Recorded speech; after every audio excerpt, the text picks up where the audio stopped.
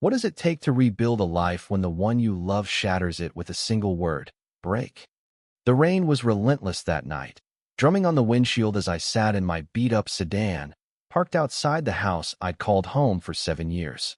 Emily's words echoed in my head. I need space, Mark. Just go. No warning, no explanation, just a suitcase and a vague promise of figuring things out. I was 32, jobless after a layoff, and now homeless, staring at the glowing windows of our house, where she sipped wine and laughed with friends. I was the discarded piece of a puzzle she no longer wanted to solve. I drove to a cheap motel, the kind with flickering neon signs and questionable stains on the carpet. Lying on the lumpy mattress, I felt the weight of failure. My marriage was crumbling, my savings were dwindling, and my confidence was a ghost. But something inside me stirred a flicker of defiance. If Emily wanted a break, I'd give her one, and I'd use it to become someone she couldn't ignore. The first weeks were brutal. I crashed on a friend's couch, scrounged for freelance gigs, and spent nights staring at job boards. Doubt was a constant companion, whispering that I'd never be enough. But I remembered Emily's dismissive glance, the way she'd said, "You're not the man I married." That stung deeper than any rejection.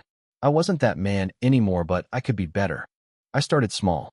I signed up for a coding boot camp, something I'd always dismissed as not for me. My layoff from the marketing firm had shown me I needed skills that paid, not dreams that faded. I studied relentlessly, fueled by coffee and spite. At night, I hit the gym, trading self-pity for sweat. The weights didn't judge, and every rep was a step toward reclaiming my worth. I wasn't just building muscle, I was forging armor. Months passed, and the man in the mirror began to change. My shoulders broadened, my eyes sharpened. The boot camp led to a junior developer job at a startup, then a promotion. I saved every penny, moved into a sleek apartment, and traded my old wardrobe for tailored suits. I wasn't just surviving, I was thriving.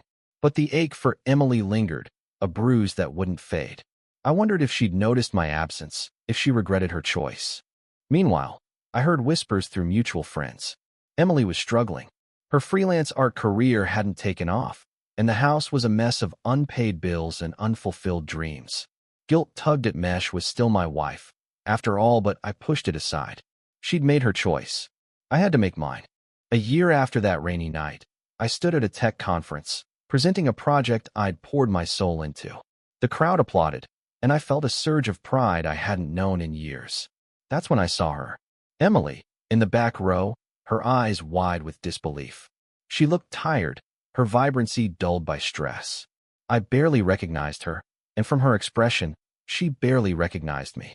After the talk, she approached, hesitant. "Mark, you're different." Her voice was soft, almost pleading. I nodded, keeping my tone steady. I had to be.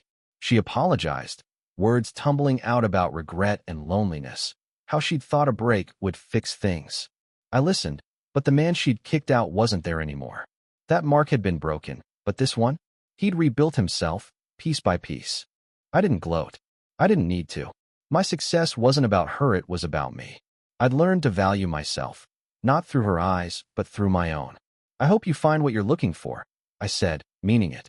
She blinked back tears, but I turned away, my heart steady. The conference buzzed around me, full of opportunities I'd earned. As I walked into the night, the city lights gleamed like stars.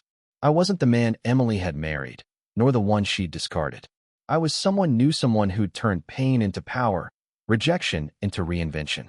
Life had knocked me down, but I'd leveled up, and no one, not even Emily, could take that away. The story doesn't end with revenge or reconciliation.